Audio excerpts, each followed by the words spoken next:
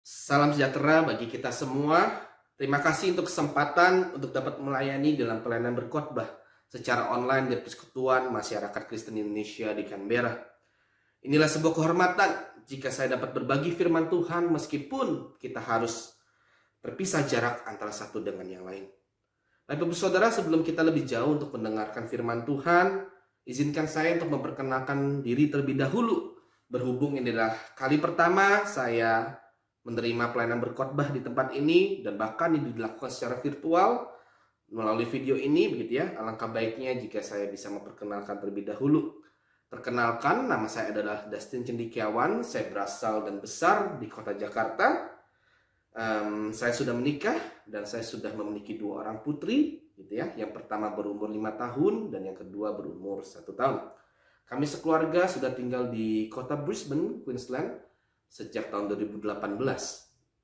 Bapak Ibu Saudara, saya sendiri adalah alumnus dari program Magister Divinitas dari Sekolah Tinggi Teologi Amanat Agung di Jakarta. Pada tahun 2018, saya meresponi panggilan Tuhan untuk dapat melayani praktik 1 tahun gitu ya di Indonesian and Multicultural Church di Brisbane dan melanjutkan pelayanan di gereja tersebut hingga pada awal tahun 2021. Untuk saat ini, saya sedang mempersiapkan diri saya untuk mengambil studi lanjut dan akreditasi kependetaan di Australia, gitu ya. Dan kiranya Bapak Ibu Saudara bisa berdoa bagi saya, berdoa bagi keluarga saya dan studi saya ke depan, gitu ya. Demikian perkenalan singkat saya. Saya berharap jika Tuhan izinkan dan situasi pandemi ini juga semakin membaik, gitu ya, kita dapat bertemu secara tatap muka, kita dapat berkenalan lebih jauh, gitu ya, dengan setiap jemaat Tuhan di Persekutuan Masyarakat Kristen Indonesia di Canberra. Bapak Ibu Saudara, mari kita kembali kepada tema dan perenungan firman Tuhan kita pada hari ini. Tema hari ini adalah setia kepada kebenaran. Bapak Ibu Saudara, kita hidup di era di mana hoax semakin merajalela dengan perkembangan digital hari ini. Masyarakat sering kali dipanas-panasi, mereka ditipu, mereka dibohongi hanya oleh pesan hoax yang beredar di platform media sosial kita. Dan yang baru-baru ini terjadi gitu ya, yang cukup hangat dibahas adalah berita salah satu merek susu yang berkhasiat menangkal dan menyembuhkan COVID-19. Berapa masyarakat berburu susu tersebut bagaikan singa mengejar mangsanya gitu ya. Bapak Ibu Saudara dapat menyaksikan di dalam cuplikan video berikut ini.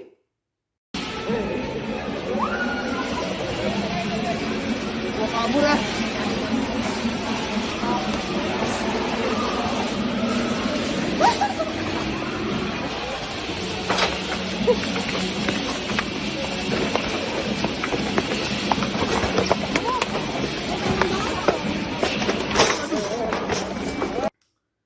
Bapak Ibu Saudara melihat video tersebut, saya yakin Bapak Ibu Saudara sudah melihat begitu ya video tersebut gitu ya, dan ataupun yang belum, ya mungkin Bapak Ibu Saudara juga cukup terkejut, cukup kaget begitu. Dan ketika melihat video tersebut, apa yang menjadi tanggapan kita? Ibu Saudara, jika saya telusuri lebih jauh gitu ya, menurut penelitian yang kompeten gitu ya, semua susu yang sejenis gitu ya dengan susu tersebut itu sebenarnya memiliki kandungan yang kurang lebih sama gitu ya, hanya cara pemrosesannya saja yang berbeda. Lalu mengapa orang-orang bisa sampai demikian dan menganggap susu itu dapat menyembuhkan mereka dari COVID-19 atau menangkal COVID-19 gitu ya? Ini karena berita hoax gitu ya. Dan salah satu dampak yang terlihat jelas dari pandemi ini adalah meningkatnya kekhawatiran dan stres yang berlebihan karena masalah yang tidak kunjung selesai. Di tengah situasi yang penuh khawatir dan stres yang berlebihan gitu ya, dan masalah COVID ini yang tidak kunjung selesai, mereka akan semakin mudah untuk dimakan oleh berita-berita yang membuat mereka lepas dari masalah. Dan salah satunya hoax tentang susu tersebut. Tentu kita harus senantiasa, kita harus terus-menerus gitu ya, berdoa untuk keluarga kita, berdoa untuk kerabat, sahabat, dan warga yang ada di Indonesia dengan melihat tingginya kasus yang ada di sana. Seakan-akan masalah ini tidak berhenti gitu ya. Situasinya bisa dikatakan mungkin lebih mencenangkan, lebih mencengkam dibandingkan dengan kita yang ada di Australia. Meski kita terus berharap situasi dapat kembali normal dan segera keluar dari pandemi ini dan permasalahan ini, bukan berarti kita tidak waspada dengan segala berita yang tersebar. Tetap kita harus berhati-hati dengan segala berita hoax, pesan berantai hoax, atau hoax-hoax lainnya. Kita harus dengan teliti menyaring segala berita yang masuk melalui telinga kita dan terlihat di depan mata kita. Dengan mudah kita mengakses berita setiap menitnya. Dan tidak segala berita itu adalah kebenaran. Dan betapa mengerikannya jika kita terhasut dan mengikuti isi dari hoax tersebut. Tapi saudara, hoax bukanlah sekadar berita palsu yang seakan-akan benar adanya, begitu ya. Bukan hanya sebatas itu. Oh, kita boleh percaya, kita boleh tidak percaya pada berita itu. Enggak sebatas itu, begitu. Tapi lebih daripada itu, berita hoax itu bisa dikategorikan sebagai sebuah kejahatan. Akar dari hoax adalah kebohongan dan kepalsuan. Dan kepalsuan adalah lawan dari kebenaran. Bapak Ibu Saudara melihat kepada perenungan firman Tuhan hari ini. Bagian Markus 6, pas ayat 14 sampai dengan 29 ini dimulai dengan berita tentang siapa Yesus. Pelayanan Yesus pada saat itu sudah semakin meluas dan semakin dikenal oleh banyak orang. Rumor tentang Yesus terus beredar di masyarakat pada masa itu. Dan seringkali rumor-rumor yang berujung pada hoax demikian tidak berlandaskan dan tidak didasari oleh kebenaran. Seringkali itu hanya rekayasa pikiran manusia untuk menjadikan objek tertentu seperti yang mereka ingini. Oleh sebab itu jika kita melihat kepada ayat 14 sampai dengan 16, ada yang melihat Yesus sebagai Nabi Elia. Ada juga memandangnya sebagai nabi seperti nabi-nabi lainnya, begitu ya. Khususnya dalam perjanjian lama. Atau seperti Herodes yang melihat Yesus adalah jelmaan dari Yohanes Pembaptis. Yang ia sudah mengakuinya bahwa ia membunuh Yohanes Pembaptis, begitu ya. Mereka dapat berpikir demikian karena mereka tidak memiliki relasi, mereka tidak memiliki pengenalan yang dalam mengenai siapa diri Tuhan Yesus. Betul, Yesus mengerjakan pekerjaan nabi, menyuarakan suara Allah. Tapi Yesus bukanlah nabi biasa. Ialah nabi yang lebih besar daripada nabi-nabi yang ada. Dan terus ia adalah Allah yang menyerukan suaranya sendiri kepada umat manusia. Betul, Nabi Elia mampu mengadakan mujizat gitu ya, menurunkan api, menurunkan hujan dari langit. Tapi dengan perkenan Tuhan. Berbeda dengan Tuhan Yesus. Tuhan Yesus bukan Nabi Elia. Yesus adalah anak Allah yang jauh lebih berkuasa dari Nabi Elia. Betul, Yohanes Pembaptis memberitakan tentang jalan pertobatan untuk kembali kepada Allah. Tapi Yesus bukanlah Yohanes Pembaptis. Yesus bukan hanya seorang manusia memberitakan pertobatan dan kerajaan Allah. Tapi ia adalah Allah sendiri yang menjelma jadi manusia untuk menyatakan keselamatan bagi umat manusia. Bapak Ibu Saudara, setengah kebenaran bukanlah kebenaran sejati. Kebenaran sejati haruslah dipahami secara utuh dan menyeluruh. Jadi kita tidak bisa mengatakan bahwa setengah kebenaran itu adalah benar. Begitu ya. Bapak Ibu Saudara, kebenaran sejati itulah yang harus diperlihatkan Markus kepada para pembacanya. Dari rumor tentang siapa sebenarnya diri Yesus, masuklah cerita bagaimana Herodes membunuh Yohanes Pembaptis yang menyerukan kebenaran dan kesetiaan yang berpegang kebenaran dan mengikuti Allah. Bapak Ibu Saudara, di dalam perikop yang sudah kita baca, kita dapat melihat ada hal yang menarik gitu ya, saat kita mempelajari relasi antara Herodes dengan Yohanes Pembaptis. Herodes yang catat di sini adalah Herodes Antipas, begitu ya, menurut sejarah pada saat itu. Gelar Herodes ini biasa memang diberikan kepada penguasa-penguasa daerah di Israel gitu ya, pada zaman penjajahan Romawi gitu ya. Di satu sisi Herodes menganggap Yohanes itu sebagai orang yang suci dan orang yang benar. Berita-beritanya berasal dari Tuhan. Berita Yohanes adalah berita pertobatan dan mengarahkan orang kepada Mesias yang akan datang. Dan dalam ayat ke-20 kita dapat melihat bahwa Herodes itu senang mendengarkan khotbah Yohanes Pembaptis gitu ya. Senang, tetapi ia bimbang apakah ia mau taat atau tidak. Tetapi di sisi lain, Herodes itu tidak suka terhadap Yohanes Karena Yohanes Pembaptis telah mempermalukannya dengan menegur Herodes akan perzinahannya dengan Herodias. Itu sebabnya Herodes memenjarakan Yohanes, tetapi tidak sampai membunuh Yohanes Pembaptis. Mengapa Herodes tidak langsung saja membunuh Yohanes Pembaptis pada saat itu? Karena Herodes sebenarnya tahu seberapa besar pengaruh dari Yohanes Pembaptis kepada rakyat Yahudi.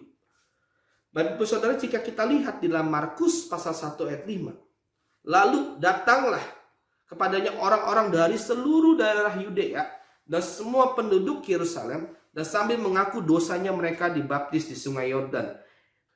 Jadi banyak orang yang mengikuti Yohanes Pembaptis, dan bahkan banyak pemuka agama Yahudi gitu ya, yang tidak setuju dengan pernikahannya Herodes dengan Herodias. Mengapa begitu ya? Bapak Ibu Saudara, seperti yang dicatat dalam Alkitab gitu ya, Herodias itu adalah istri dari Filipus, saudara dari Herodes. Herodias itu bisa dikatakan ini adalah keponakan perempuan dari Herodes. Jadi pernikahan ini masih dalam kategori pernikahan sedarah atau yang dikenal sebagai incest begitu. Dan hal ini dilawan oleh hukum Taurat dan berdosa di mata Tuhan. Seperti yang tercatat di dalam Imamat pasal 18 ayat 16 gitu ya, dan juga 20 ayat 21. Nanti Bapak Ibu Saudara bisa melihatnya sendiri gitu ya. Ibu Saudara, Herodes sadar ia berada di dalam posisi yang menggantung dan sulit. Ia tidak bisa melepaskan Yohanes Pembaptis dari penjara, tapi ia juga tidak bisa membunuhnya karena banyak orang yang mengikuti dan menyukai Yohanes Pembaptis. Kesempatan inilah yang disadari dan dipakai oleh Herodias. Herodias sakit hati dan dendam karena Yohanes Pembaptis menegur pernikahannya dengan Herodes. Salah satu penafsir berkata demikian. Herodes merasa begitu ya, bahwa akta pernikahannya begitu ya, sertifikat pernikahannya itu hanya bisa disahkan atau aman gitu ya, jika dilakukan di atas jaminan kematian Yohanes Pembaptis. Jadi dengan kata lain, dengan matinya Yohanes Pembaptis, tidak ada lagi tuh yang mengusik kehidupan Herodias dan mengganggu pernikahannya dengan Herodes. Di kesempatan ulang tahun Herodes lah gitu ya, Herodias menjadikan anak yang perempuan sebagai alat untuk menyingkirkan Yohanes Pembaptis untuk selamanya. Menurut sejarawan Yahudi pada masa itu gitu ya, anak perempuannya itu bernama Salome begitu ya, dan ini adalah anak tiri dari Herodes gitu ya. Herodias menjadi penggerak utama, menjadi dalang di dalam pembunuhan Yohanes Pembaptis. Karena Herodias tahu bahwa Herodes bukanlah seorang pemimpin yang berpikir panjang. Herodias tahu bahwa Herodes itu mempunyai nafsu kekuasaan yang tinggi. Dan inilah yang dieksploitasi oleh Herodias. Di dalam pesta ulang tahun Herodes itulah Herodias meminta untuk Salome menari di depan Herodes dan para tamu undangannya. Di pesta itu biasanya didatangi oleh orang-orang yang penting dan berkuasa gitu ya. Ada para petinggi, para pejabat pemerintah, militer, dan orang-orang yang berpengaruh. Semuanya itu hadir pada pesta itu. Bagi Herodias, ini adalah kesempatan emas untuk mempengaruhi Herodes yang ragu-ragu. Dan bagi Herodes, ini adalah kesempatan emas untuk mengumpulkan dan mempersatukan kekuatan dan kekuasaan. Jadi tidak mungkin Herodes akan memalukan dirinya sendiri di pesta tersebut. Bapak Ibu Saudara, pesta ulang tahun Herodes itu ternyata, seperti kita baca, bukan berakhir dengan penuh kegembiraan, tetapi terjadi tragedi kematian.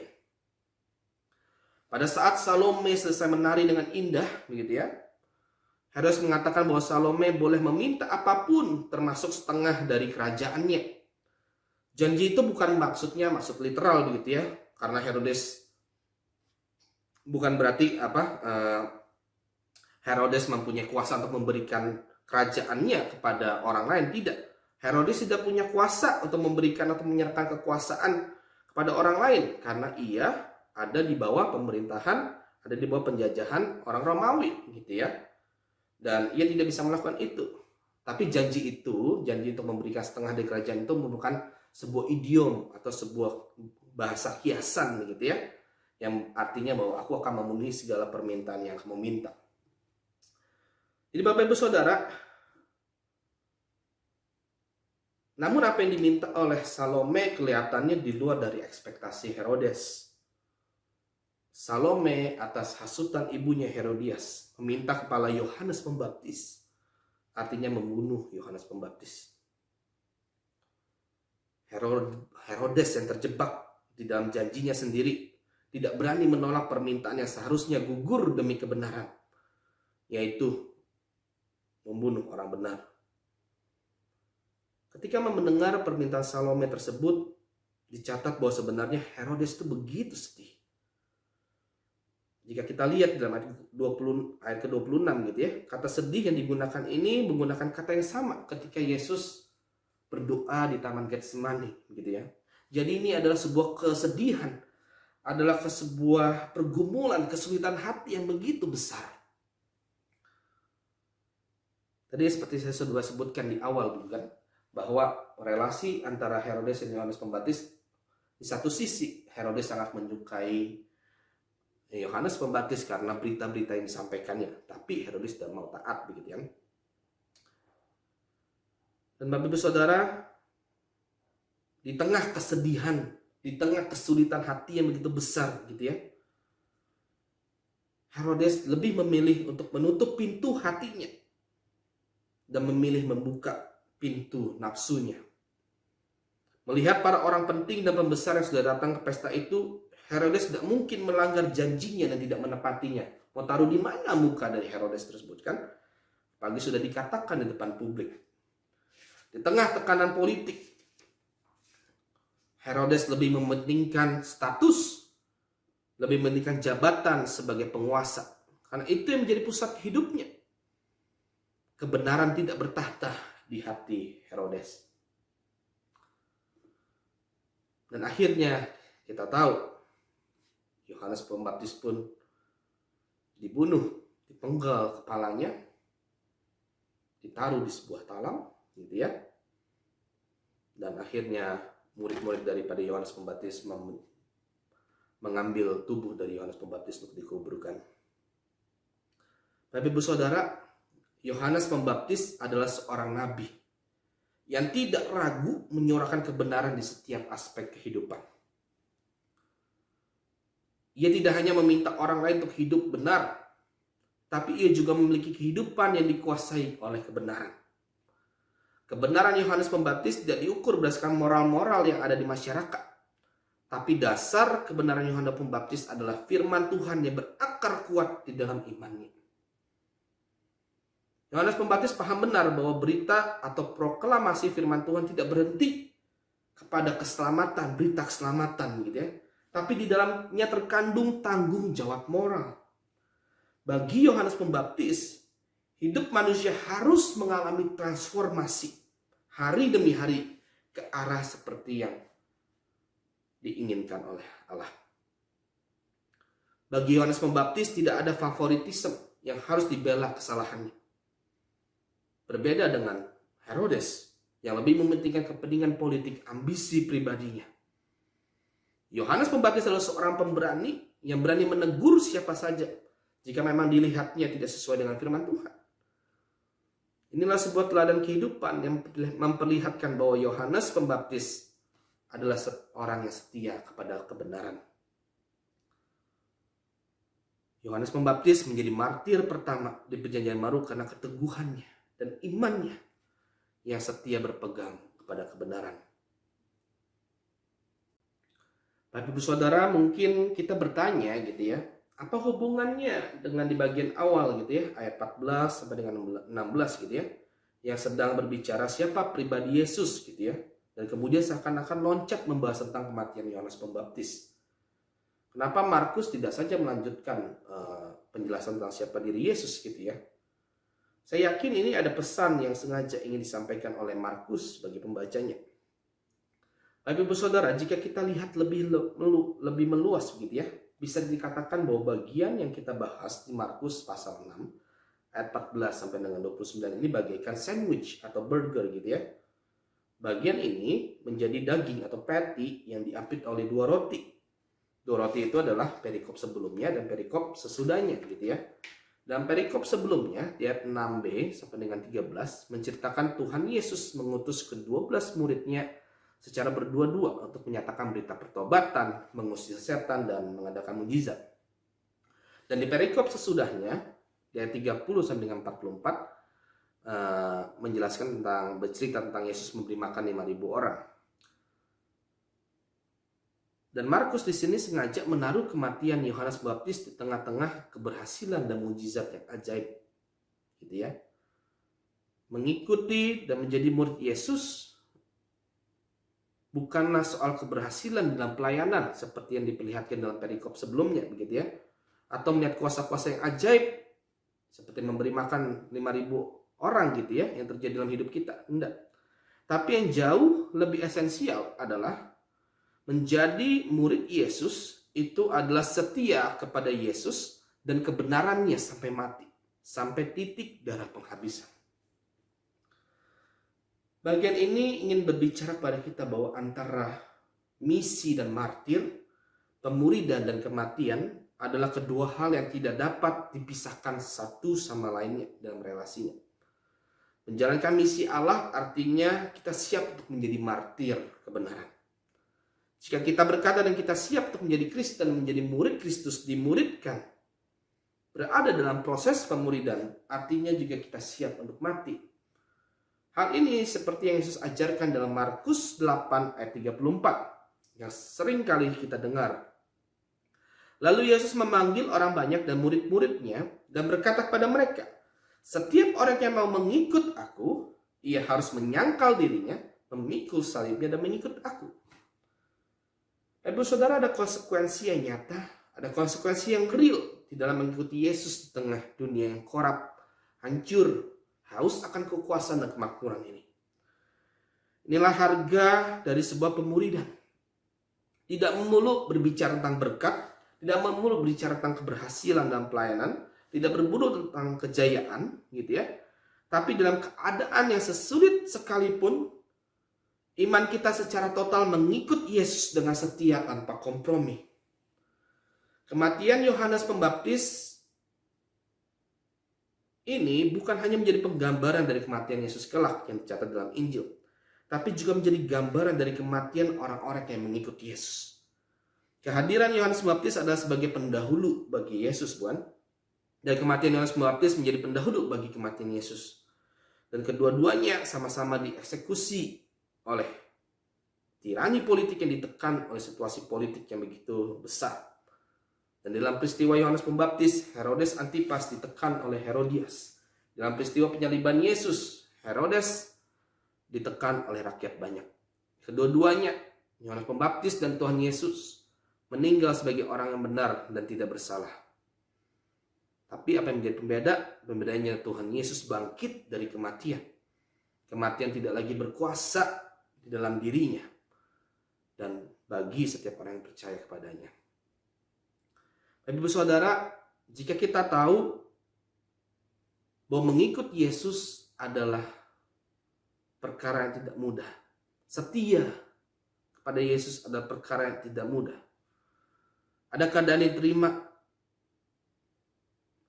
yang membuat kita mungkin kita harus hidup dalam penderitaan atau mungkin dalam kematian. Ya itulah harga yang harus kita bayar.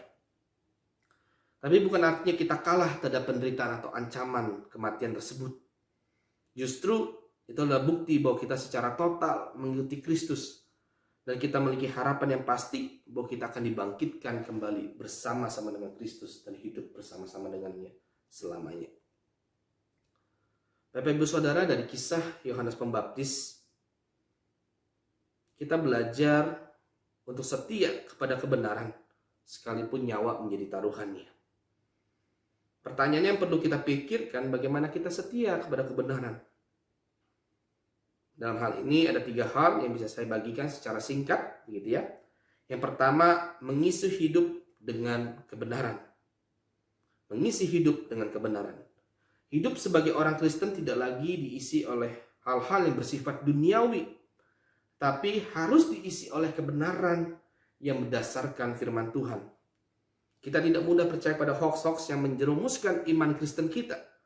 Tapi kita belajar, kita meneliti firman Tuhan setiap harinya untuk memperkokoh dan memperkuat iman kita. Dan yang kedua, aplikasinya adalah menjalani hidup di dalam kebenaran. Ketika kita sudah mengisi hidup kita dengan kebenaran yang berdasarkan firman Tuhan, kita harus taat untuk melakukannya dalam hidup kita. Jika ada hal-hal yang Tuhan tegur melalui firman-Nya, baik dalam perenungan pribadi, dalam khotbah, dalam percakapan antara saudara seiman atau siapapun gitu yang dipakai oleh Tuhan, hendaklah kita sadar bahwa jika Tuhan menegur kita sama-sama bertobat dan kita kembali mengikuti kehendak Tuhan. Firman Tuhan dapat mengubahkan kita jika kita mau taat melakukannya. Kita jadikan hidup dalam kebenaran sebagai gaya hidup kita dan setiap aspek hidup kita. Dan yang ketiga, menyatakan kebenaran kepada sesama kita. Hidup sebagai orang Kristen bukan hanya bicara hubungan kita dengan Allah, tapi hubungan kita dengan sesama kita. Seperti Yohanes Pembaptis yang berani menegur Herodes, orang besar, gitu ya. Kita juga perlu belajar dan meminta pertolongan dan hikmat Tuhan untuk dapat menegur dengan kasih kepada sesama kita. Yang kita lihat mereka sedang berdosa atau melawan firman Tuhan. Tentu ada konsekuensi yang kita harus hadapi ketika kita menyatakan kesalahan orang lain gitu ya, dan menyatakan kebenaran kepada mereka. Mungkin kita akan dimusuhi, mungkin kita akan dijauhi, atau ada perlakuan buruk lainnya. Tapi mari sama-sama kita ingat bahwa apapun yang kita lakukan, dan selama itu berdasarkan kepada firman Tuhan, itu adalah bentuk kita taat kepada firman Tuhan dan itu menyenangkan Tuhan. Bapak Ibu Saudara, memang setia pada hal benar tidak selalu membawa kita kepada hidup yang nyaman dan bahagia, tapi seringkali adalah derita dan kesulitan. Tapi mari kita ingat sekali lagi anugerah Allah yang besar yang sudah dinyatakan Tuhan pada kita. Hidup kita sudah dibayar lunas oleh Kristus dengan harga yang mahal. Oleh sebab itu, mari sebagai wujud cinta kasih kita kepada Allah, kita belajar untuk hidup setia kepada kebenaran. Dengan apa? Dengan 3 aplikasi yang sederhana tadi. Mengisi hidup kita dengan kebenaran, menjalani hidup kita di dalam kebenaran, dan menyatakan kebenaran kepada sesama kita. Ibu Saudara, di penghujung khotbah ini saya berharap dan saya selalu berdoa bagi persekutuan masyarakat Kristen di Canberra, kiranya Allah sumber damai sejahtera dan pengharapan senantiasa memberkati dan memberikan pertumbuhan kepada kita semua, agar kita semakin hidup serupa dengan Tuhan Yesus, Sang Juru Selamat kita yang hidup dan yang benar. Amin. Mari sama-sama kita berdoa.